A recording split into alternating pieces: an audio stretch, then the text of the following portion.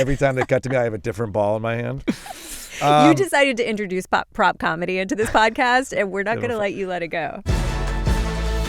Hey, everybody, and welcome to 30 fucking years, a special podcast miniseries celebrating 30 fucking motherfucking years of The Daily Show. I'm Michael Costa. I'm Desi Lydic. And I'm Troy Iwata. Guys, 30 fucking years. That's a lot. Can you believe it? It's a lot, and also, it's really not that old, is it? 30 years? Not that old. I think that's very old. I think we're 30 years young. Yeah. I like that. Yeah. But we're going to talk about the history of the show, our memories of it, and we're going to play some clips, you guys. This is from the past. A great opportunity to revisit all of our favorite Daily Show pieces. And an underappreciated part of the show, which are the field or the package pieces in particular we'll be talking about. Yeah. That's right. I agree. If The Daily Show were a human, it would start to get really bad hangovers. Mm-hmm. Maybe some lower back pain is starting. Yeah. It Maybe. would consider getting its real estate license. Correct. Yeah. Question its life choices. Mm-hmm. Yep. Wonder if it partnered up with the right person. Correct. Yeah. Because if it's not, it's time to pull the ripcord and Right. bail. Yeah. Right? You still have time at 32. Yes. Yes. Yeah. But Like not much. question its like bisexuality, but like Correct. it's now it's a little too late. Is it? No. I mean, I'm 46 and that's still happening. It's still happening every All right. I think the baseball really takes I know, care I of don't- the I don't- messaging on. Yeah. I'm straight. I'm sorry. Trust me, I'm straight. You're like I'm Look straight. at me catch it. sending a different message over there. In all honesty, it is really amazing. All of us have worked in show business or TV in some capacity. Nothing lasts 30 years. No. Mm-mm. Look at us. I know. Us, It's- SNL, Yeah. the news. How many, what's another very successful franchise? Like CSI. How long has that shit been? Survivor. Survivor's been on Survivor. 50 seasons. Yeah. Whatever. It's American only Idol. I feel like Survivor's like only 10 years old, but it has 50 75 seasons. seasons. Yes, correct. Yes. Yeah. Which is a lot of survivors. It's a lot. It's like I thought we were just doing a one survivor. It begs the question, is it that hard? Exactly. You know? Yeah. Should just be called It's People. not news satire. Yeah, I mean, yeah. come on. It is amazing that I'm sure you all get this. People often think, oh, you guys are thriving because of Trump. Yes. And I always remind everyone, it's been 30 years, Yeah. 7 different presidents. We've been thriving since the American political system and our news media have been satirized. Yeah. Yeah. That's what I tell them. Yeah. I'm not hosting this, by the That's way. what You it guys seems talk also. like- you no, guys are looking But the at thing me. is, you doing got such a your good legs job. crossed, you're sipping in between statements, you have your cards, like you got your baseball, like you look very hosty. You do. You Everyone know? knows Carson Where- used to always hold this baseball. Always hold the baseball. It was that baseball. Wait, I want to know, you guys, Yeah. when you both were avid watchers of the show before you started working here, right? I wouldn't go that far. Oh, wow. Did you know what The Daily Show was? Of course, I knew what the Daily Show was. Okay. I'm not ashamed of it because it's true. But I didn't grow up. You know, once again, being only 24 years old, Right. He's I such a didn't. baby. He's such a baby. Yeah, When I didn't. you were born, the Daily Show was 6. Yeah. Right. No, I didn't grow up. I of course knew what the Daily Show was. Right. I didn't. What? Because by the time it came on, I had to go to bed because I had school. You had school. I had in school. the morning. Yeah. Did all of your families have cable? Remember that? Remember that question? Yeah. Wow. Yes. But the bare minimum Yeah, cable. right. Like, we weren't fancy. We didn't have HBO, no premium channels. Okay. Right. Yeah, that was a big expense. It was. Yeah. Yeah. I didn't have TV until high school, Yep. so I was just watching old VHSs. I used to come home from school and turn on, so this was 1996 when Kilborn was hosting The Daily Show. I was 16-ish, I was like 10 years before I was born. right? Yeah. And I would watch, I guess, a rerun because it would air at 11, but then I would watch it at 4 or 5 or whatever it was. Oh. And I just remember watching the show going, who is this guy who's just, one of my favorite Kilborn pieces is when he does is it A Moment for You, Alan? A moment for us. Okay.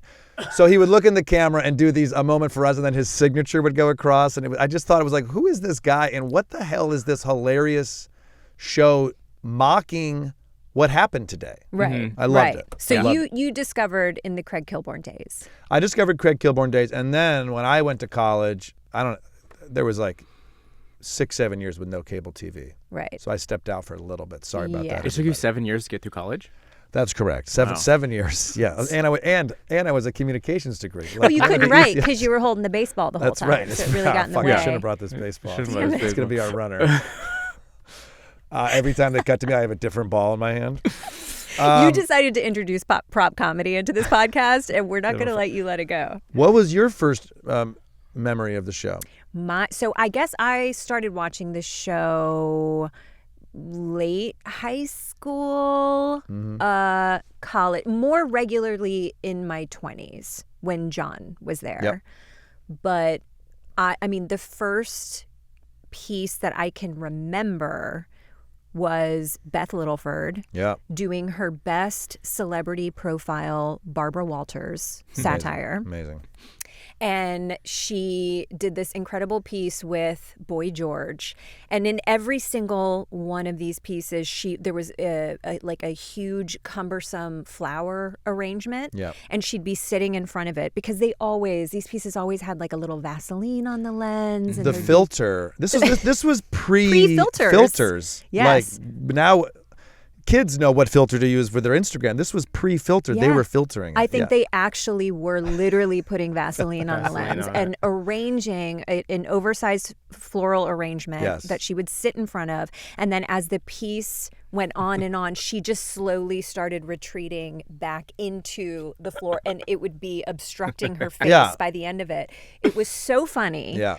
And little known fact, I don't know if you know this, Jen Flans, our executive producer, showrunner, started out as a PA at the show, which you know. Yep. One of her first jobs was to arrange the flowers.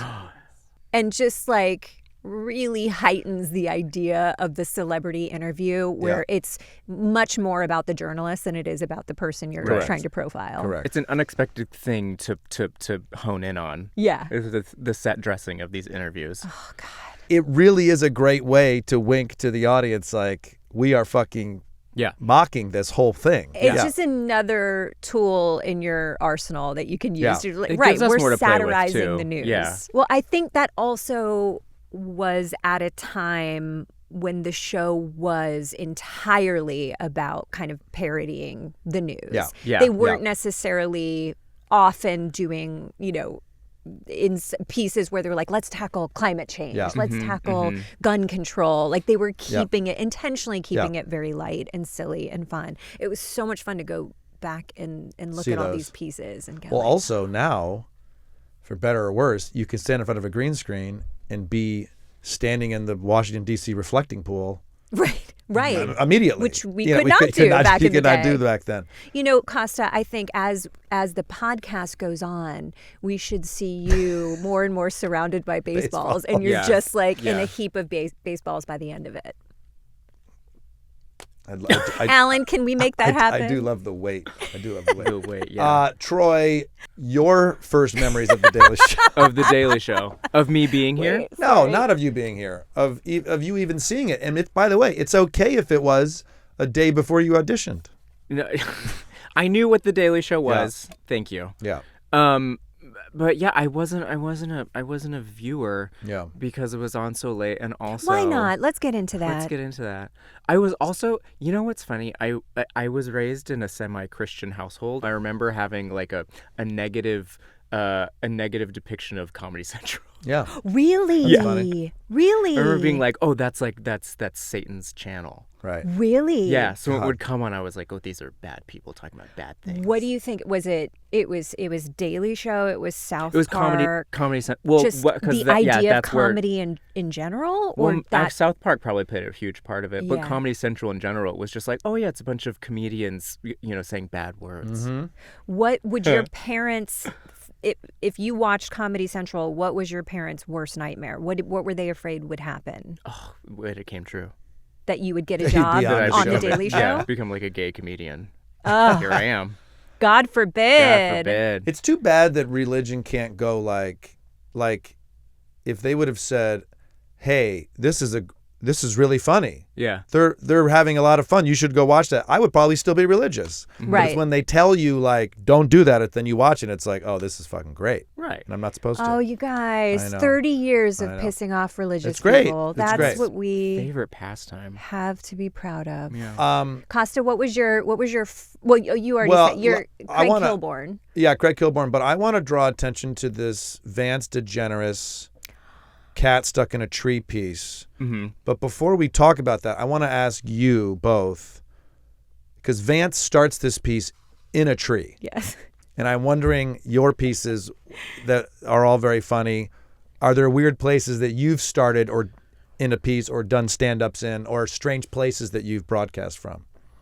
One of my first pieces, I was so proud when I watched this Vance DeGeneres piece because I always loved the piece and I had forgotten that he starts in a tree. So but one of my first pieces, I'm in a three-piece suit standing in the middle of Lake Michigan. And I was like, this is a beautiful Daily Show trope. 30 years ago, he was in a tree. Now I'm in Lake Michigan. And then I think of all the other places we've all shot and been very funny. But what comes to mind for you with that?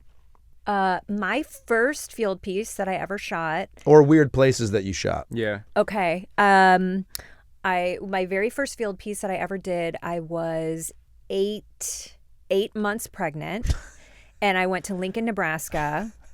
And you already win. She already wins. Yeah. 8 months pregnant. And I had to What a good bit. throw Talk about on committing. I had to throw on a ski mask and hold like a crowbar and run into a Walgreens. Oh my God. And that was my first You're with introduction. child. I was Killed. like, Yeah. are you guys what do you call it? Hazing? Right. Is this like part of the hazing process, Right. or is this actually going to end up? And by the way, it was like pretty bare bones in those days. It wasn't Correct. like we were going around with security and like checking protocol, because it was all about getting it real in the moment. I'm like, am I going to get killed? By the way, not the only person in Lincoln, Nebraska in a Walmart with a mask and a crowbar. This is true. I was one of many. One Of many. So that was my weird, crazy visual and incredibly dangerous. Yeah. Troy, what comes to mind for you? I interviewed the Insane Clown Posse. Oh yeah. Oh. At the murderous clown convention in Ohio. Let's just talk about being a fish out of water. Yeah. It was a little scary because, that whole community is very they're very anti-political, and they're, it's a whole group of people who essentially, like a lot of niche communities, like feel othered in a way, so then they found community with each other. Mm-hmm. And so approaching them in a three-piece suit with a camera crew already feels like a little invasive. Correct. And so it was interesting. Yeah. And then within like 5 minutes, people were like throwing beer cans at us and pouring beer all over us. And then people were like, no, that's like an initiation. It's like a compliment. And I was like, oh. In that case, it'd be easier to broadcast from up in a tree. Yeah, right. Take the tree. Yeah. What did you guys like about the Vance DeGeneres cat stuck in a tree piece? Okay, we just revisited this piece. Mm-hmm. It felt early days, old school Daily Show, when it was so much about satirizing local news packages. Yeah. It was so, the idea of taking the most absurd, silly news story and treating it with the gravitas of war coverage was so funny to me. Yeah. I mean, the reenactment is fantastic. The reenactment with the stuffed cat in the tree over and Black over, and white day footage. 1, day 2, day 3. That's like, not only, I mean, it got an immediate laugh from day 1, and then a classic Daily Show is like, oh, we're going to keep going to that throughout the piece. Okay, here's Vance DeGeneres opening this cat stuck in a tree piece. Nothing tugs at the heartstrings more than the story of a kitty stuck in a tree. Except maybe the story of a baby stuck in a tree, or an old woman in a wheelchair stuck in a tree. But this is the story of a kitty stuck in a tree. It was early By the January way, it's kind of in a this long suburban stand-up. Chicago neighborhood when Deb Walton let Blackie the cat out. I let Blackie outside That right shot after is the great, snowstorm, right? January 2nd. And I heard a lot of commotion outside from the birds. The birds? The birds. Not just birds, crows. Right. And like crows. winged pied pipers, they lured Blackie That's into the cat's a date perspective, with that shot, destiny. by the way. Oh my god. Yeah, so I just, such gravitas clarification. to such a silly topic. Yeah. Also think about like the way that they really utilized the camera equipment that they had. This was back in the day when they used one They have camera. One camera. They Yeah. would shoot one side of the interview and then have to turn it around and repeat the whole thing all over again. Stylistically, too, it's a little Jerry Springer. It's a little like, Absolutely. Inside edition, like Yeah, hard copy. Totally. Yeah. It's very funny that when Deb Walton's name comes up too, as if like that's important to us. That who this person is. I don't know if it's her real with name. no but- context, right, just her Deb, name, Deb not Walton. local woman. Yeah. I love that piece, and it's a classic Daily Show piece for it creates a problem, and there really There no really is problem. no Everything's problem. totally fine, and Yeah. I think it's great. It's great to God. like, the way he focuses on what kind of tree was it, what kind of birds were they, Right. Where are those where birds where now? are the Yeah. birds now? And then she very very sincerely goes, they flew away. Yeah. Well, and that And- so often we have these great jokes to try with our subjects, but then you sometimes just ask like a really genuine follow-up and they answer genuinely, and that often is the best It's the thing. best It's part the of the best piece. part. Yeah, like, well, where are the birds now? They flew away. Like, They flew That's great. away. Yeah. God, all right, such a good pick. share with me one of your favorite pieces. Okay, so this one is it's Ed Helms from The Office. Remember whenever you worked on The Daily Show, you would get on The Office? Oh, Wasn't that nice? those were the days. Miss those days. And this is talking about, y'all remember when our vice president shot that man in the face? Yes. Yeah. Ed played this hilarious- so well. Yeah. Oh my God. I've forgotten, like, because I've known him from so many other things now, but I was like, oh, he just played that so well. Yeah. My So favorite thing straight. about this clip was the fact that he almost doesn't tell a joke for like the first 3/4 of the piece. Right. And it's brilliant because they embraced how ridiculous the situation was and realized that the situation itself is funny. You Yes. don't have to put a hat on a hat. That's Yeah. it. So he's just repeating what happened and the audience is cracking up. John, I'm here at the hospital where Austin lawyer and Republican fundraiser Harry Whittington is in stable condition after being shot by Vice President Dick Cheney during a weekend quail hunting expedition. Doctors say he's recovering quickly after being shot in the face by the vice president. I'll be here all day with continuous coverage of how Vice President Dick Cheney shot a 78-year-old man in the face after he mistook him for a small bird. It needed, and then they go on this quail run, which is great. Yeah. About like how they're hunting quails, don't even fly. Yeah. But 3 feet in front of you. 3 feet. yeah, front of right. They did the right thing there in that they did just have to repeat the story a few times because it is so ridiculous. And this was almost the beginning of like insanity politics. Now it's like Trump called the reporter fat. Yeah. It's like we're so used to this type of insanity now. But that Right. was, to me, at least in my lifetime, that was like the first, example of. Yeah, I Right. feel like This. nowadays if someone like if they were like Vance shot someone in the face, we'd be like, okay, Yeah. and Like, will the news story still hold up Yeah. on Right. Monday, or Right. will Right. someone else you're get just shot? like, in the sure. Right. Yeah, it was such a perfect example of not competing with the funny that exists in the Right. story. And Right. now that you're right, like that happens so much more often now, where we have to kind of become the street people because the news is so ridiculous. Yeah. But oh God, I love his coat. Like the layering of the outfit gives it this like real reporter Yeah. quality. We often get put in these outfits and then you kind of like, why am I wearing this? But then you watch it and you're like, oh, it does. It does feels make like he's sense. standing It does outside make there. Sells it. Yeah. I love that occasionally a car goes by. At one point in that piece, he mentions the name of the hospital, and I'm like, is that a joke? But Yeah. I think it was the name of the hospital. It's just he plays it so straight, which and I then love. coming back to John, who can't help but to Right. giggle. It's Yeah. just like watching him break is so good. Very, very, very good piece. Yeah. Good choice. I'm glad he got on The Office. Yeah. Where is that guy? Yeah. Where has he? Yeah, no, he went Ned on Helms to loves have history. an Yeah. illustrious career. Desi, what's one of yours that you love? Oh God. Okay, so for me, one of my favorite pieces of all time is the Steve Carell on the Straight Talk Express. Who's that? Yeah, what happened to that guy? Was he on The Office? He also was on The Office. Oh. This was 1999. He embedded himself into the campaign, managed to get on the bus with John McCain, and got this interview with him. I don't want to over-explain it. I mean, Can this we might show be it? the Because most. this is classic. This might be one of the most iconic Daily Show moments. I think so. Yeah, I mean, there's a lot. Yeah. But this one is the one that gets replayed a lot. Not only was I finally on the bus, but I was going to get the chance to talk to Senator John McCain. Sir, how are you? Look, let me tell you, you are welcome on our bus at any time. Let's do a lightning round. Okay. Your favorite book? For whom the bell tolls. Favorite movie? Viva Zapata. Charlton Heston. Marlon Brando. Close enough. If I were a tree, I would be a... If I were a tree, I would be a root. What does that mean? Senator, how do you reconcile the fact that you were one of the most vocal critics of pork barrel politics, and yet, while you were chairman of the Commerce Committee, that committee set a record for unauthorized appropriations? I'm just kidding. Great. No, I don't even know what that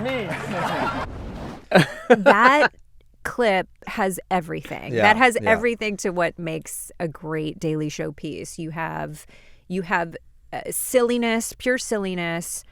You have this great organic moment when McCain answers the ridiculous question and says, "I'm a root," and then he goes, what does that say about me? Like, that's something you can never plan. Right. And then you have this incisive commentary that just in the moment it starts to get uncomfortable and you have that like thick comedic tension.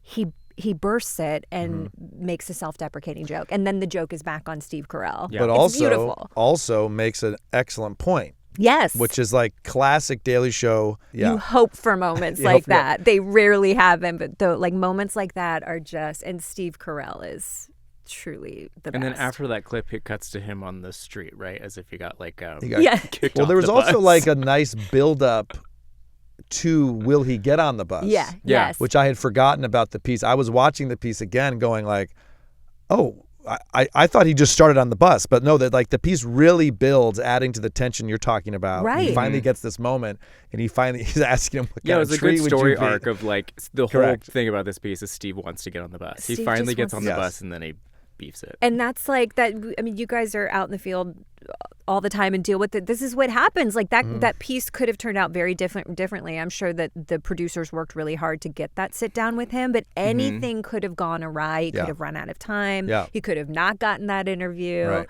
It's just, yeah. Have y'all ever? Do you remember a piece where something happened on the fly where you had to improvise real quick, do another interview, or in the middle of the interview it kind of blew up? I don't know. Oh God. I mean, And that and piece, like you know, in I real wondered- time, the course of the piece changes. In that piece, I wondered, you know, he speaks to McCain's wife first. yes. And I wondered if there was like, hey, we don't know about John, but you can talk to Mrs. McCain. I wondered if that's what happened. I have no idea. Yeah. But that thought did cross my mind. I did like a spin room piece, which felt like this in the sense of, we didn't really know who we were going to get. And I almost felt like with this piece, they went there not knowing if they would get McCain because they don't Right. commit to that stuff. Yeah. That's a good question, though. I'm trying to think of big turns like that I don't know if I've had to deal with. What I didn't love at this piece was at the end, they went to the desk and kind of tried to squeeze it for more juice. Oh, yeah. And I was kind of like, I think now the piece would just end. Right. You know? We don't do that Yeah. as much anymore. Yeah. This sort of like recap with the host Yeah. after. Yeah. All the chemistry between John and Steve Carell is so great. So Because Steve will not break. no. Well, and also like they're both now And John will. They're both now John Stewart and Steve Carell, which is also just amazing. Yeah, They're just yeah, like yeah. hanging at the desk. Yeah. Costa, what else do you have? I think we should watch another clip. I love this Asif Manvi two-headed fish piece Oh, awesome. because he's great.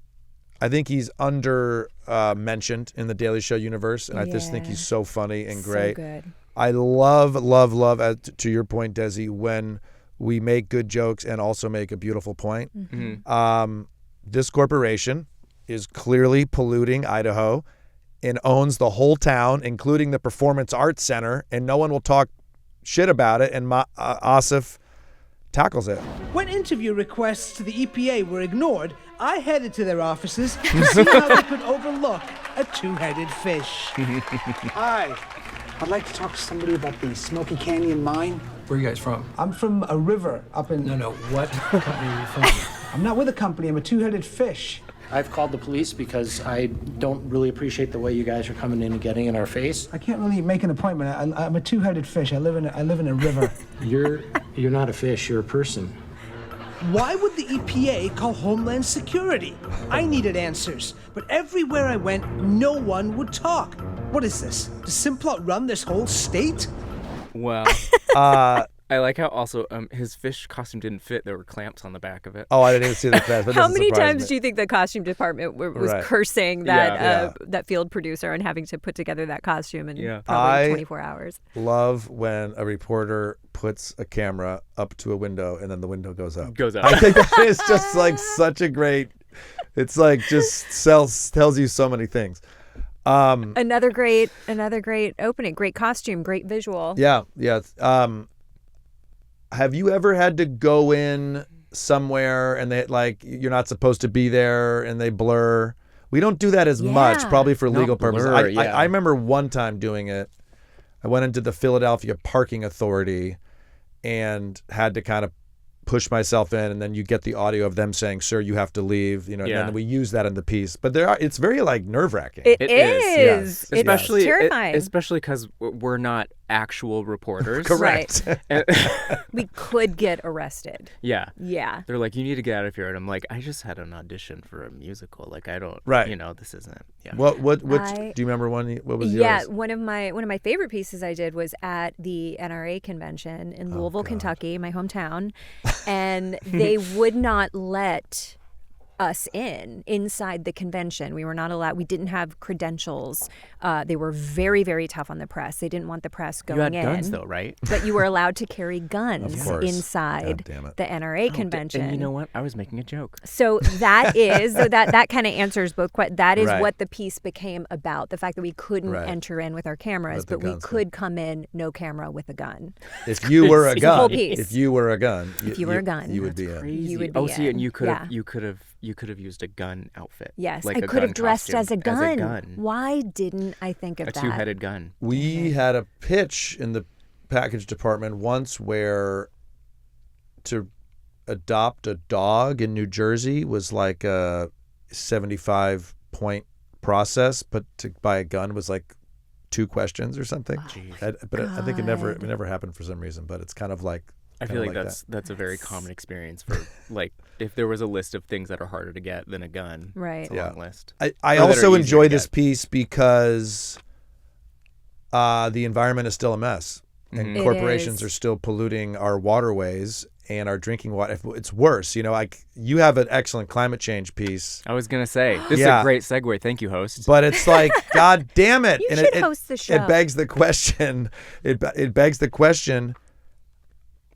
Is what we're doing affect stuff? No. No. Okay. Nope. Got it. The answer's no. The Let's answer's just no. stop right there. It certainly helps the viewer feel like they're not insane. Yeah. That is helpful. That's what we That hope is helpful. for. It's a baby step. It's a baby step. And you just hope that it incites some sort of action from people. Yeah. I think it does. I think I think it also, truth to power, does at least offer some pressure release. I don't know. Mm-hmm. Let's talk about your piece. Which, by the way, when I watched this piece, I was like, that is a Troy piece. Yeah. Totally. I was like, that John Hodgman's doing Troy. The absurdity. The dry delivery. Yes. You are so good with dry, deadpan delivery. Thanks, Desi. See what I mean? Yeah, and the most of the correspondents that I've always responded well to are like pretty high energy. Yeah. And John Hodgman delivers like a very monotone. That's hard. And that's hard. Very hard. The audience is sitting there. They want you to be like up and you're giving it. There are times when I'm on camera and you feel yourself, I think as the energy of the audience and stuff, you feel yourself naturally get bigger. Correct. So when someone can actually be this, like contained and subtle and calm, it's pretty amazing. Well, and that's what you do as well. No, thanks. And I hate you for it. Oh, thanks. Yeah. Get the fuck out of here. All right. Get the fuck out of here. Let's watch some John Hodgman. What is the general picture today concerning global warming? Well, the consensus position among most scientists is it's getting hot in here. So take off all your clothes. The cream suit, too. Yeah. Also, Right. look how thick but ties were back then. Why specifically do the scientists think that? Specifically? Well, new findings reveal that in the past 5 years, the glaciers around Greenland have melted at twice their previous rate.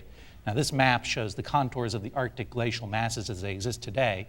But at this rate of glacial retreat, within only 3 generations, the seas could rise as much as a meter, changing the map dramatically. When you say dramatically, you were talking about the change of the water level, or no, that explosion between the two of them. That's a very stupid joke.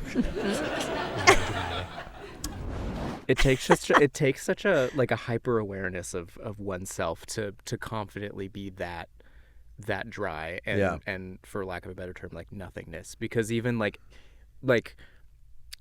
I thank you for the compliments, but I don't think I can do that piece just because my voice doesn't sound like that. I'm thinking about like the way his hair is, the glasses, the suit, his expression. It fits him perfectly. Yes. It fits him perfectly. It does. You know, in stand-up comedy, they always say like if the audience is talking a lot, instead of like talking louder than them, like talk really softly and it'll shut them up. Make they them want to lean hear in. you. They want to hear you. Yeah. And that's what John does there. Like he's so quiet that I'm like really paying attention. Yeah. And I think that's a great tool that he uses for sure. And he's so sincere. Yeah. Like it be like even his first line where he's quoting that song, like right. Like the fact that he does it completely genuinely. Yeah. Whereas your first initial instinct is to kind of do it with a wink, but Right. which the audience would still laugh at. They still laugh Of course at, they but would. like But that's so uniquely his. Right. Because then it makes you wonder, like, is he about to? Oh, he did. You know. Yeah, it's great. Also, I think he says that the ocean levels would rise a meter, which is cute. Yeah. Because I'm pretty certain we're past that now. Yeah. So. Well, and then he Ship goes has and then the sailed. piece goes completely absurd, and he starts talking about the thawed cavemen. Yes. Right. Yes.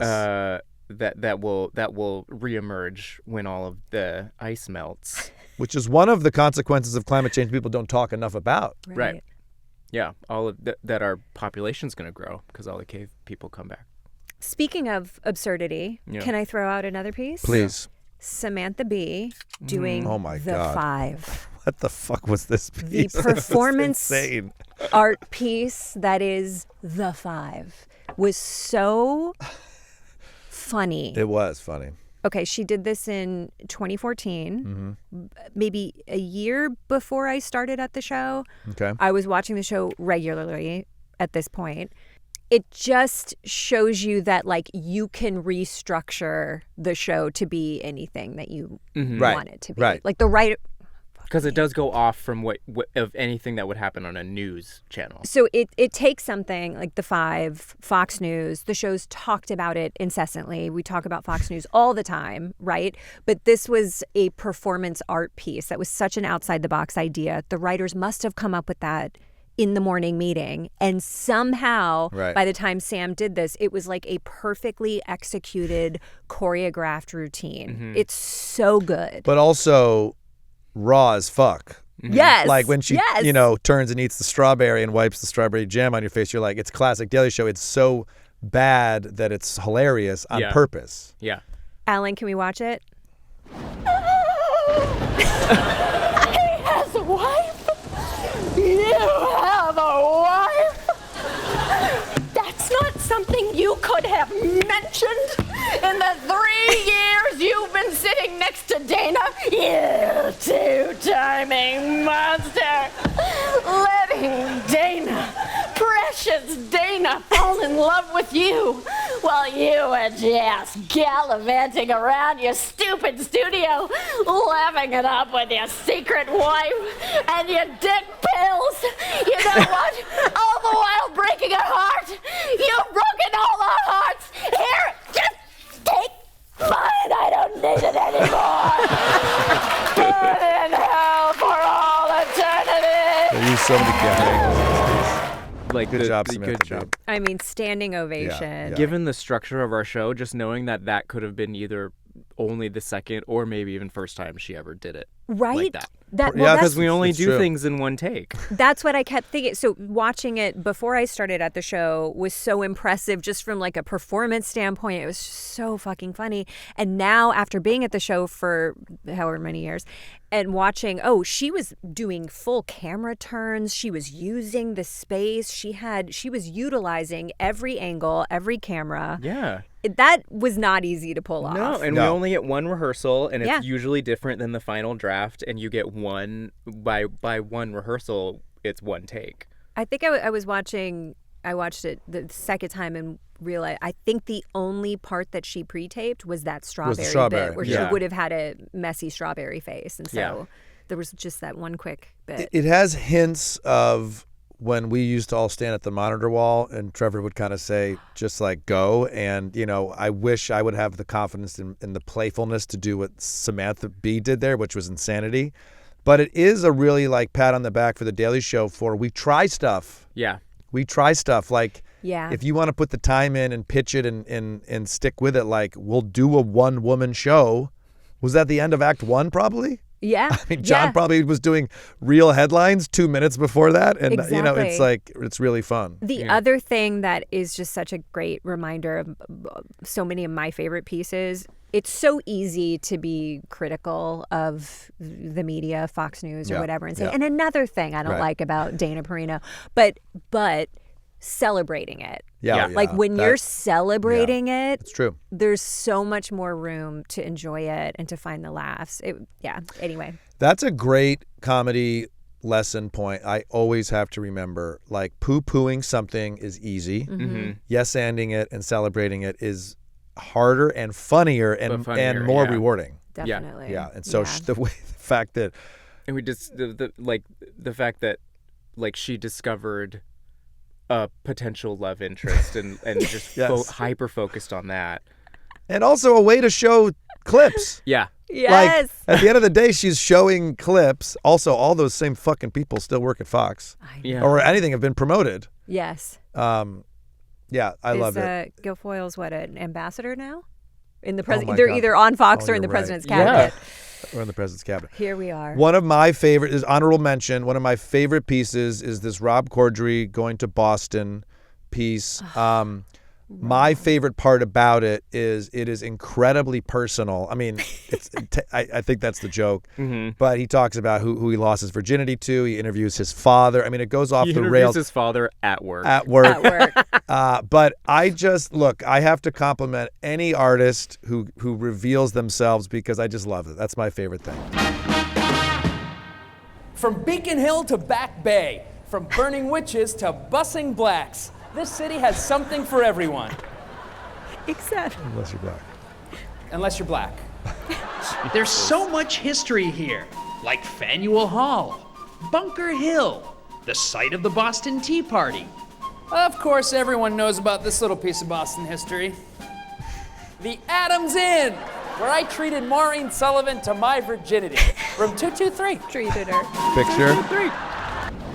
It's kind of a strange piece. It's kind of a strange piece. I don't know if we would do a piece like this where like the correspondent reveals so much about themselves personally, but I love it. Right, because there's what's the news angle? I don't know why they're there. I don't know why. A tourism piece on Boston? Maybe, there wasn't any reason why he was there, right? Was it a convention piece? Were we doing a convention in Boston? I don't know the answer to that. Maybe he was just in Boston. Oh my God. But just really fun. Also, like, that's a good trick we don't do much of anymore where he like goes like this in the camera.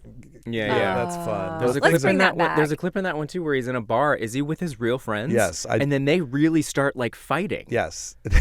So funny. It's not like I don't know how that piece existed on a pitch document, but it's funny and I love it that it just said. I think trust it just me. said trust me. These are people of my past. Yeah, that's true. Oh, I love Rob Corddry. What's the he interviewed his dad? What's the closest? Have you interviewed anybody of like significance in your pieces? I interviewed my dad for the NRA piece. Oh, you did? The Oh, I'm only sorry, interview I could get because I couldn't get into the convention. But we did land an interview with my dad. Did it say Desi's dad? Yes, Okay, that's it so did. funny. And we have very different beliefs. But by the end of the conversation, we agreed about a few things. Oh, that's so good. That's great. That was one of the Daily Show brought my dad and I together. Do you feel like, was that hard? I would be terrified to bring one of my family members in on a piece. I just wanted him to feel comfortable. I was like, oh God, I don't want to make him nervous. Yeah. I don't, but he was great. My Did dad's he a naturally funny guy. Oh, And okay. he I was just like, did he try to be funny? Or no, okay, not good. at all. He played it straight. And the segment director was it was Ted Tremper at the time, and he did a really nice job, like just making sure my dad felt comfortable. That's also a really fun memory for you. It's that's my really, favorite to this day. That's great. Like because of that. That's great.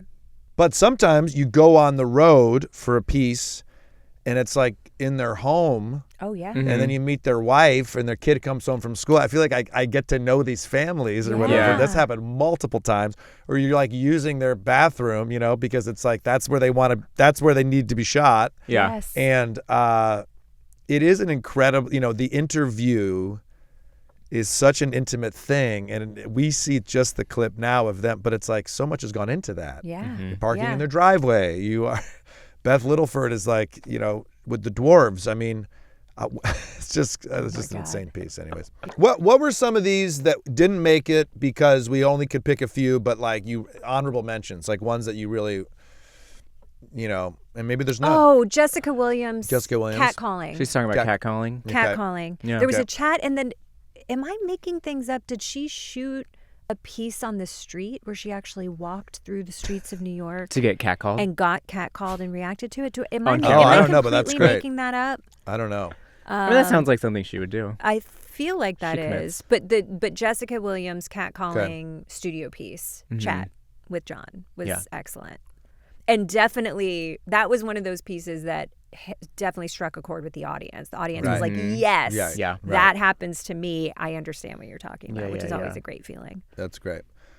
For me, it would be Craig Kilborn at the desk for doing a moment for us, like a sentimental thought shared with the audience with his signature. It just was like, it was the very seed of the fake kind of sentiment that we do so well now 30 years later. Yeah, where he's talking about farting.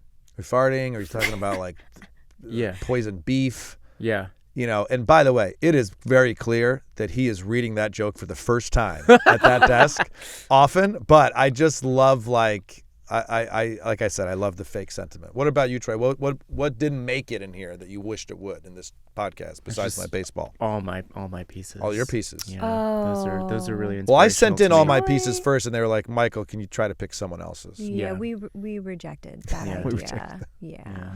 We didn't. Hey, that. what should the deal? Go ahead. Sorry. Well, I was gonna ask you, how long have you guys been here?